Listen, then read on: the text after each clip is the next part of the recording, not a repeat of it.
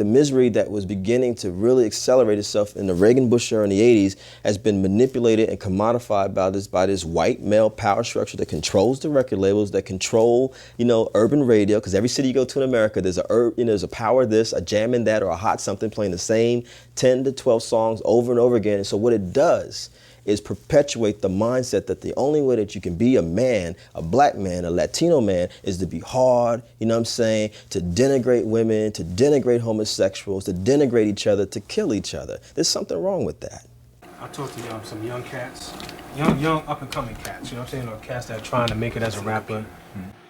And they say that they're not really thugs, right? But they know that in order for them to be successful in this game, that they gotta be thuggish. You know what I'm saying? Then they're confused. What do you think about those are the same cats who are just listening to the radio and just watching TV. Watching TV, they're confused. Yeah, they don't know. We have trusted the media and the corporations to define what hip-hop is. You know what I'm saying? It's like, back in the days when it first came out, if ABC did a story in rap, you'd be like, oh, I know they bullshit. I know that's not true. But now you see it on the news. You see that you see it on BET. You see it on because they call themselves hip hop now. It's like now Hot 97 is the station where hip hop lives. So we hear that and we don't understand that it's some corporation owned by people who have nothing to do with hip hop who just trying to cash in. It's like, oh, hip hop lives there. All right, so they must know. That must be what rap is. No, we had never let the media define us. So why are we doing that now? I went to talk to former Def Jam president Carmen Ashurst Watson about the shift in lyrical content in rap music. The time when we switched to gangster music was the same time that the majors bought up all the labels, right? And I don't think that's a coincidence. At the time that we were able to get a bigger place in the record stores and a bigger presence because of this major marketing capacity, the music became less and less conscious. We went to Columbia, and then the next thing I know, our producers of Public Enemy were overproducing an Ice Cube album, and then the next thing I know, we're pushing a group called Bitches with Problems, BWP. And once that perpetuated into one thing and corporations get involved, yes, you'll sell 2 million NWAs as opposed to 1 million PE. And you're going to go from Fight the Power to Gin and Juice. Laid back. With my mind on my money and my money on my mind. Now, once the market forces have helped that shift come along, that's when you get 60-70% of the buying community now is a white community. After 700,000 is all white people. After your scan passes 700,000, it's all white people. And he's well past 700,000. So the white people want to hear that killing everything. They want to hear about that shit. I was on the Daytona Strip when I saw this white guy in his SUV blasting Fabulous's Keeping It Gangsta. How you doing, man? Pretty good. All right.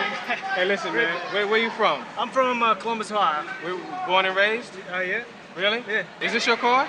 I wish it was. Are you fronting? Are you fronting like it's your car? Yeah, I am fronting like it's my car, but nah, it's my dad's. How long you been listening to hip hop, man?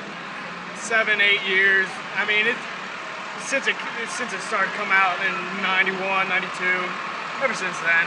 What is it that draws you to hip hop? You know what I mean? What draws me to hip hop? Yeah. Just the pure emotion in the beats. I mean, I love the beats. I love every lyric that they spit. I mean, everything about it is just it's my style. I mean, you guys, colored people, could say that it's their music, but I mean, I can get down to it just as much as they can.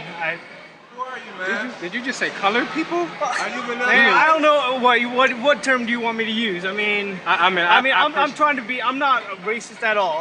That's why I feel like I can come down here and just roll, and I can have no problems. No one's gonna try to do anything at me. I mean, I'm just trying to have a good time down here. I hear you, man. It is something that's as put on as baggy jeans for white boys. It is as put on as a fitted baseball cap and a do-rag. That's all they get. That's all they're gonna be able to get and identify with. And I know you white boys. I seen you. You know, dude, you are the guys who come up to me and ask me why I am the way I am. And if you don't understand, ain't no way I can tell you. There's no way I can tell you it comes with this. I've never been to the hood. I've never been to a ghetto. I grew up in, upper middle class, basically white suburbia. We had a very small minority in our town, and that was it. And to listen to stuff like that is a way of us to see almost a different culture, well, a completely different culture. It's something that most of us have never had the opportunity to experience. I've never had to worry about drive-by shootings, and the stuff in the music, it appeals to our sense of learning about other cultures and wanting to know more about something that we'll never probably experience. Does it reinforce stereotypes?